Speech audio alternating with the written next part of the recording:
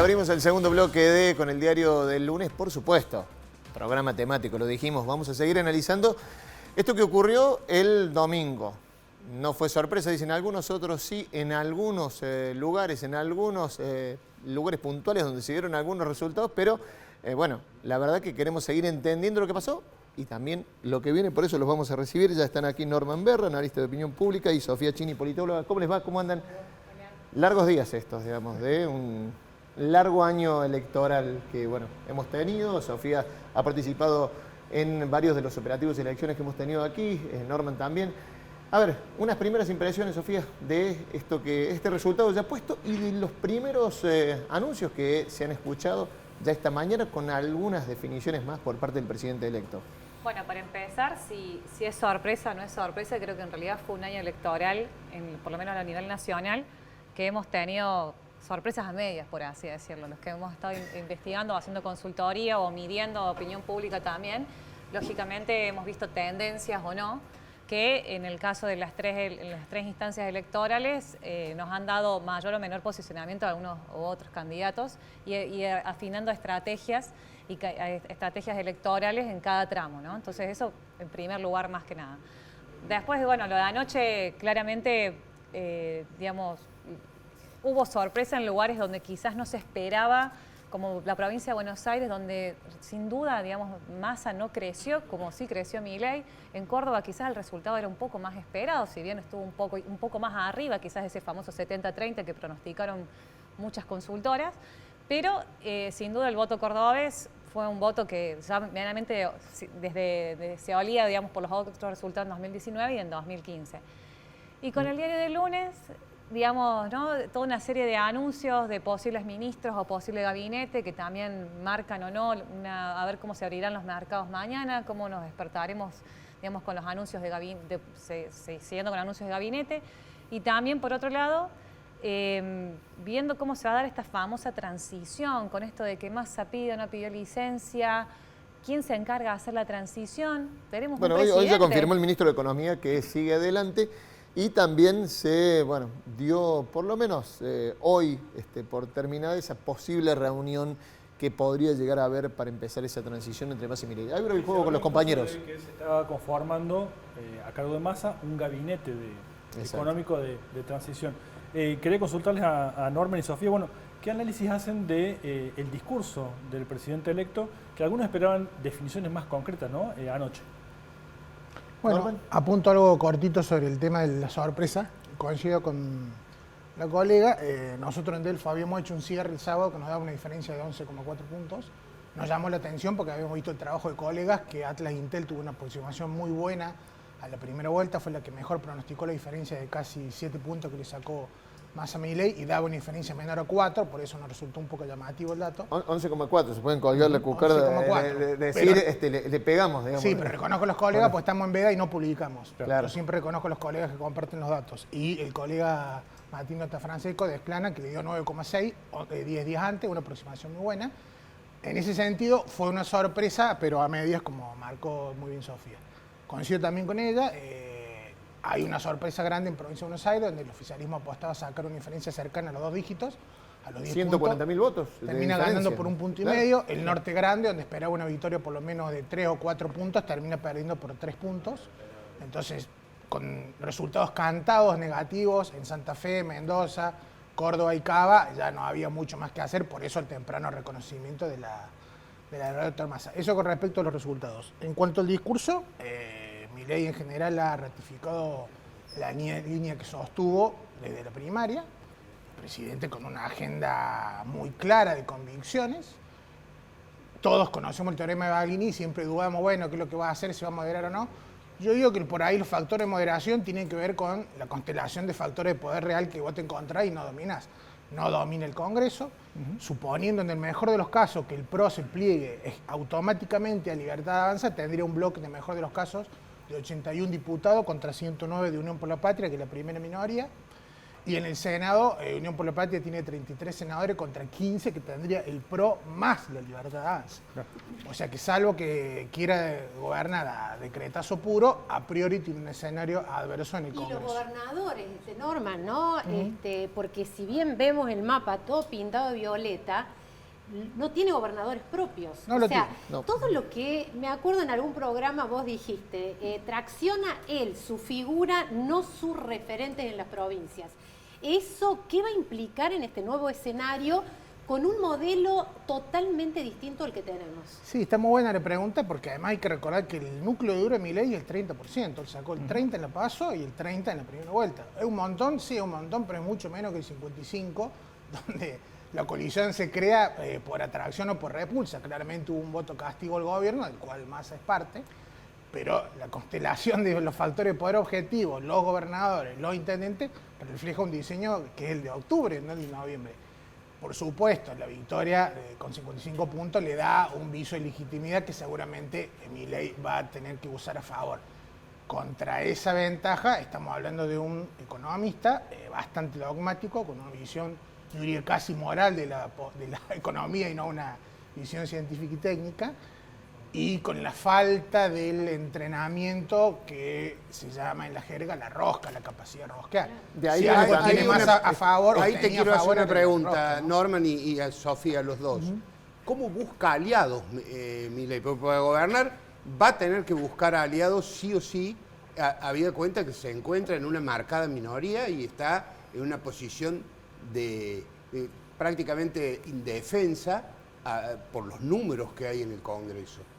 Y también con los gobernadores. Con los gobernadores es más fácil, porque billetera mata galán. Eso suele ocurrir en todos lados con los gobiernos provinciales.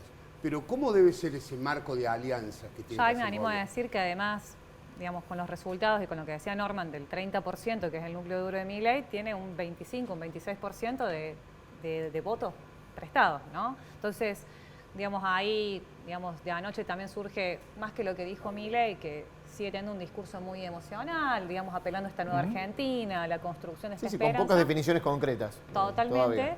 Sale un Mauricio Macri, un estadista, diciendo hay que esperar, hay que tener paciencia, hay que apoyarlo, hablando de que va a ser muy duro lo que le enfrente por lo menos estos 3 primeros meses de gobierno, donde seguramente no vamos a escuchar o ver resultados muy concretos con la herencia, con la pesada herencia, que de nuevo seguramente va a ser algo que se va a volver a retomar de 2015 en los primeros meses de Macri, que a Macri le duró 4 años, digamos, ese mensaje político. ¿Y cómo ven la figura de Macri? Creo que va a ser una figura, digamos, como el famoso asesor externo, consultor, digamos, guía espiritual, por así decirlo, de Milei, porque ha funcionado como una serie de estadistas por detrás, brindando esa experiencia. ¿Sin integrar quizás. el gobierno, lo ven? Habrá que ver cómo se cierran, porque una de las cuestiones, y tratando de resolver un poco algunas preguntas, es esa conformación de ese gabinete o ese equilibrio posible de fuerzas que puedan darse, o esas negociaciones tienen que ver también con una discusión política partidaria, digamos que deben darse espacios de Juntos por el Cambio, donde obviamente Mauricio Macri con Patricia Bullrich a nivel pro nacional tienen una discusión para dar dentro de Juntos por el Cambio, radicales como lo que es Morales, digamos, y Lustó y Larreta, digamos, asumiendo a ver qué pasó en este esquema de armado, donde también vemos cómo va a salpicar en el interior de las provincias. Acá puntualmente en Córdoba también se está dando una discusión con respecto a la legislatura y fuga de muchos legisladores del PRO, digamos, hacia la gestión provincial. Entonces, bueno, yo creo que va a implicar una reconfiguración política partidaria en la cual se va a tener que dar esta discusión y ahí se darán los posibles apoyos o no. Un Randazo que lo tienen con una muy buena relación, también que hace no mucho fue candidato a vicepresidente de Schiaretti.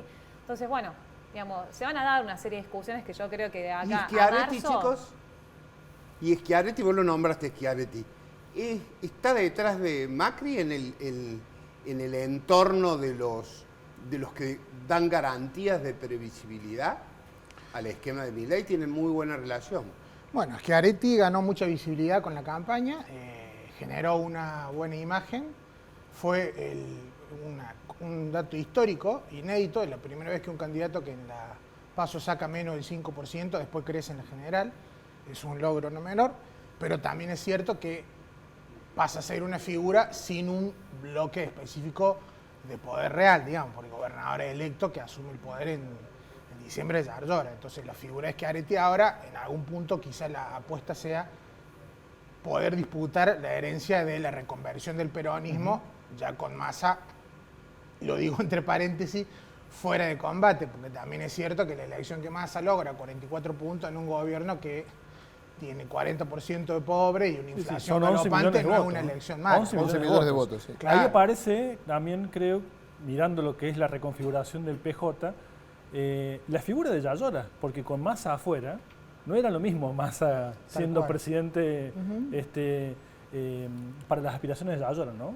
Y con un Kichilov rodeado también, ¿no? Claro, O sea, no, retomando un poco... sin buena sintonía con la nación. Retomando la consulta de Claro. Eduardo, cómo se imagina en ese diálogo con la oposición, también hay que empezar a ver qué oposición tiene hoy, quiénes son los líderes de la oposición. Claro, Bueno, no está claro eso tampoco. Bueno, un poco traté de marcarlo yo. Claramente, desde el punto de vista de la bancada legislativa, es Unión por la Patria, y ahí se hizo fuerte el kirchnerismo, digamos, ahí en el diseño de las listas. Creció incluso. Claro, porque con mucha habilidad ahí Cristina planificó para lo peor, digamos. Entonces se logró una cantidad, no voy a decir de incondicionales, pero de cuadros bastante fieles para no reeditar la experiencia del 2016, donde un montón de legisladores se le fugaron después y fueron funcionales a los planes de Macri. Me parece que ahí hay un primer nivel de oposición y en el Senado, Unión por la Patria está a 6 bancadas del quórum propio, o sea, no es un detalle menor. Claro, el Senado tiene el poder de bloquear muchísimas iniciativas, por eso vuelvo al planteo, salvo que vos quieras generar a golpe de decretazo o ir a una fujimerización, estamos en un El otro dato es que todos los legisladores, diputados y senadores de La Libertad Avanza son debutantes. Exactamente. Un dato no menor ahí, porque estamos hablando, y creo que este año nos hemos pasado mucho hablando de dirigentes, de lo que hacen los dirigentes y demás. Y también me gustaría saber qué pensaban los electorados, ¿no? Porque hablaban de un voto duro, 30%, pero con un Milei que no tiene las cámaras y que a la vez tampoco tiene un cheque en blanco con respecto a la sociedad. Digo, he escuchado más de un votante del actual presidente electo, lo voto, pero no creo que vaya a hacer eso, digamos. Y puntos suspensivos, ¿no? ¿Sí? Eso para mí me permitió dar esa discusión con otros colegas también anoche, que hemos intercambiado, si realmente, el miedo funciona que, digamos, como campaña en este último tramo, ¿no? De lo que fue a octubre al balotaje.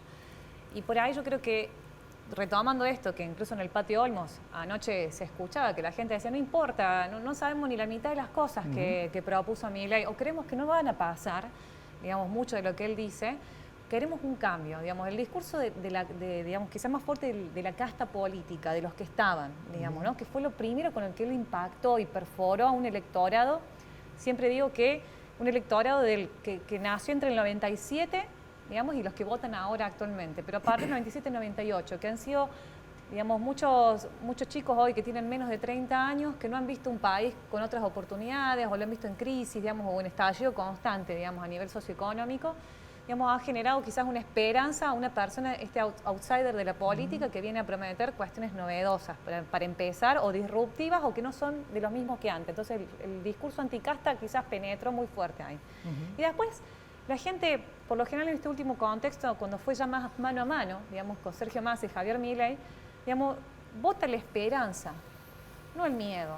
Generalmente los líderes, buscamos líderes que nos saquen del pozo, que nos permitan ver la luz al final del túnel, que nos tiren la famosa mano. Digamos, es muy raro, digamos, votar con un sentimiento de angustia o de miedo. En 2015 no funcionó.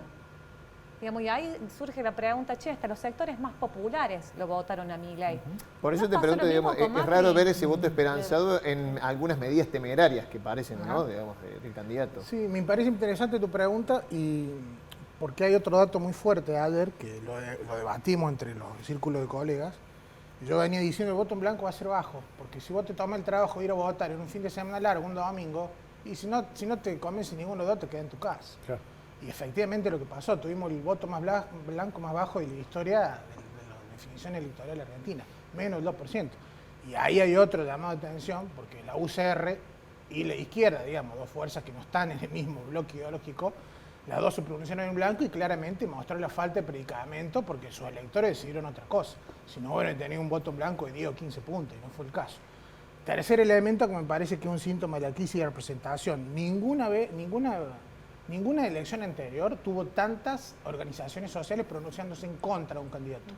Club de fútbol, iglesia, asociación intermedia, comunidades de género, artistas, científicos, comunidad universitaria. Y sin embargo, claramente, los electorados que pertenecen a esos colectivos votaron en un sentido, digamos. Si no, no hubiera sacado el 55%. Así que prendió el mensaje de Milei prendió en términos personales, ¿no? O sea, al electorado, más allá de las cúpulas o sombreros o capas. Tal cual. Porque todos pertenecemos a un club de fútbol, a una actividad. Hay una grieta entre la dirigencia de esas instituciones y las bases. Logró perforar ahí. Claro. Ahora, vos decís, es la esperanza. Y José mencionaba recién un cheque en blanco. ¿Cuánto se va a soportar? Porque estamos en una situación muy crítica. Él habló de no gradualismo. O sea, uno imagina recetas fuertes. Posiblemente no todo el electorado estaba compenetrado de cuáles son las reformas, sino va a un objetivo de un cambio que mejore. Ahora, esa mejoría se va a poder ver en realidad, digamos, en un mediano plazo.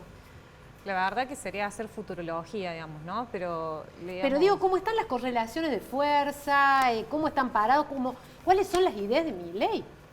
Bueno, él también ha aceptado en todo este proceso que las cosas, como por ejemplo la dolarización, no lo puede implementar, ni se van a ver, por ejemplo, resultados ya, por ejemplo. Él ya fue admitiendo algunas cuestiones, digamos, de qué va a ser gradual, qué no va a ser gradual, y cómo se puede ir manejando, o qué va a ser dentro de estos primeros 6 meses, o qué dentro de 2 años. Él lo fue diciendo. Quizás algunas cuestiones sí pueden ser de shock en este momento, como por ejemplo la reforma del Estado, que eso apenas él asuma, sin duda, son resoluciones ministeriales, digamos, que se componen de cómo es la orgánica, digamos, nacional. Y ahí habrá que ver, digamos, cómo se solapan todas esas decisiones también, porque genera nueva masa de gente, quizás sin trabajo, cómo se la reincorpora, digamos, cómo reperfila la cuestión de producir empleo en vez de plan social, o cómo los reconvierte. Esto es potenciar, por ejemplo, Trabaja, que es el famoso plan social que tenemos hasta el día de hoy, o por lo menos hasta diciembre va a estar vigente. Entonces, va a haber cuestiones que sí, obviamente van a ser, digamos, de más rápido impacto, que pueden venir por la reforma del Estado, y hay cosas que sin duda vamos a tener que esperar un tiempo más para verlo. Ahora, la pregunta sería, para reformular, los argentinos, ¿vamos a esperar 4 años el discurso de la lluvia de dólares, de la decadencia acá? O, digamos, ¿cuánto tiempo le vamos a dar a esa esperanza de cambio? Sin dudas 3 meses, que son los famosos 100 primeros días de gobierno, no van a alcanzar. Ahora, ¿cuánto va a ser el límite? ¿1 año? ¿6 meses? ¿2 años? Claro, no reeditando la experiencia 2015-2019 de Macri con ese mensaje. Sofía, Norman, les agradecemos mucho. Muchas haber gracias. estado en Redacción Abierta con el Diario del Lunes. Nosotros nos vamos a una nueva pausa y a la vuelta, obviamente, seguimos hablando de esto. Ahora vamos a tocar la parte económica. Pausa, ya venimos.